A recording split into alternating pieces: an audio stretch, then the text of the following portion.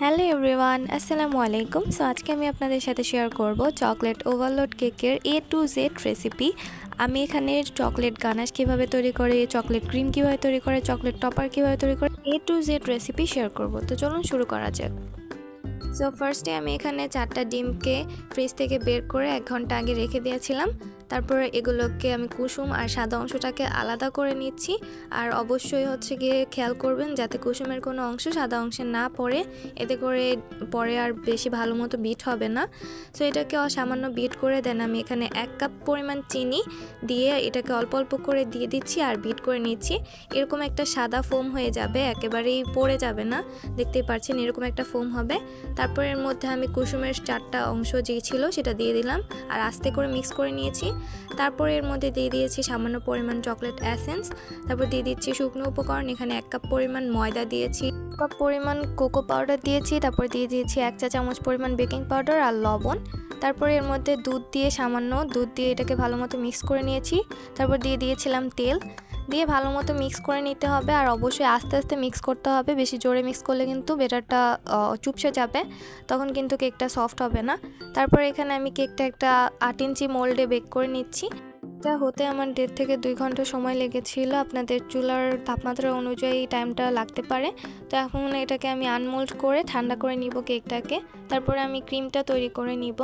আর আমি Insta whip ক্রিমের recipe অবশ্যই এর আগে শেয়ার করেছি, চাইলে দেখে নিতে পারেন, লিঙ্ক ডেসক্রিপশন বক্সে দেওয়া থাকবে। সো আমি ওইটার রেসিপিটা তাও আবার শেয়ার করছি। এখানে আমি চকলেট ক্রিম তৈরি করব, এই কারণে ফার্স্টে আমি চকলেট গানাশটাকে তৈরি করে নিচ্ছি। আর চকলেট ক্রিমের আসল মজা কিন্তু চকলেট গানাশ দিয়ে তৈরি করলেই হয়। সামান্য ক্রিমের সাথে আমি এর মধ্যে চকলেটটাকে গ্রেট করে নিয়েছি। আর এখানে আমি লুসান ব্র্যান্ডের চকলেটটা ইউজ করেছি, মিল্ক চকলেটটা ইউজ করেছি, আপনারা চাইলে ডার্ক চকলেটও ইউজ করতে পারেন। আর এগুলোর ভিডিও যদি চান কত দাম সেটার ভিডিও করেছি আমি, সো আপনারা যদি চান তাহলে অবশ্যই দিব। এখানে আমি ক্রিমটাকে আগে থেকেই বের করে রেখেছিলাম ডিপ ফ্রিজ থেকে। তারপরে এখন আমি এখানে 1 কাপ পরিমাণ ক্রিম নিয়েছি, 1 কাপের থেকে একটু বেশি নিয়ে এটাকে আমি চকলেট গানাশ দিয়ে তারপর হচ্ছে গিয়ে অল্প অল্প করে দিয়ে দেন বিট করে নিলাম। আর ক্রিমটা দেখতে পাচ্ছেন এরকম হয়েছে।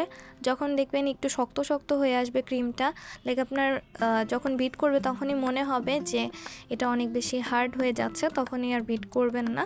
তো এখানে আমি কেকটাকে ঠান্ডা করে 3 ভাগে কাট করে নিচ্ছি। আর আমার একটু আঁকা বাঁকা হয়ে গিয়েছিল, যাই হোক সমস্যা নেই, এটাকে আমি ক্রিম দিয়ে কভার করে নিব।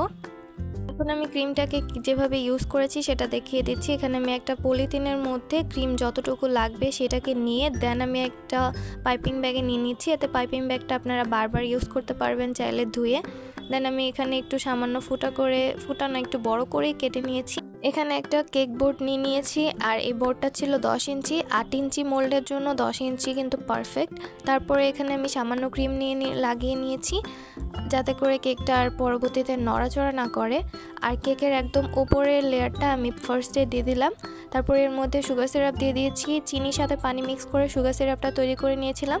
দেন উপর দিয়ে ক্রিম দিয়ে দিলাম। তো ক্রিম দিয়ে একদম ভালো মতো আমি কভার করে নিচ্ছি। তার উপরে আমি চকলেট গানাশ তৈরি করে নিয়েছিলাম সেটা দিয়ে দিচ্ছি। আর চকলেট গানাশ কিন্তু দিলে কেকটা অনেক বেশি ইয়াম হয়, সো অবশ্যই চেষ্টা করবেন কেকের মধ্যে গানাশ ইউজ করা ভিতরে।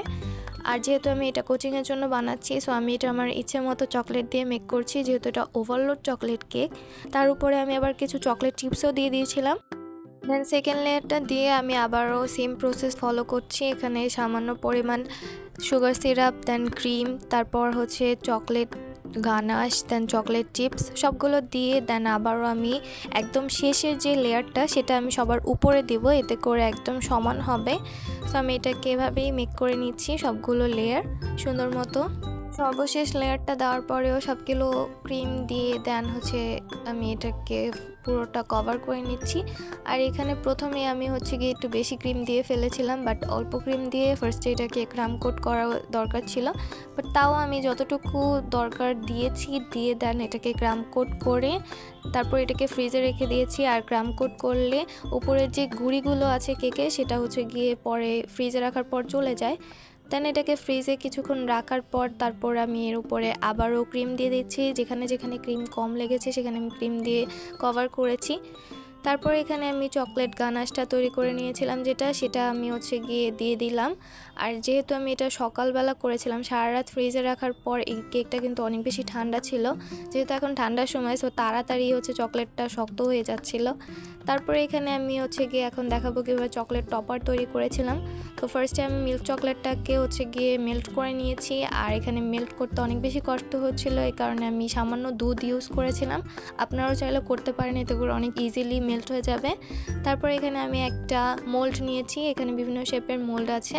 সো আমি এটার মধ্যে চকলেট টপারগুলোকে সারা রাতের জন্য ফ্রিজ করে নিয়েছিলাম। এখন আমি সবগুলো টপার বসিয়ে দিচ্ছি সুন্দর মতো, যেভাবে দরকার। তার উপরে আবারও কিছু চকলেট চিপস দিয়ে দিয়েছি, একদম ভরে ইচ্ছে মতো চকলেট দিয়েছি যাতে করে সবাই পছন্দ করে।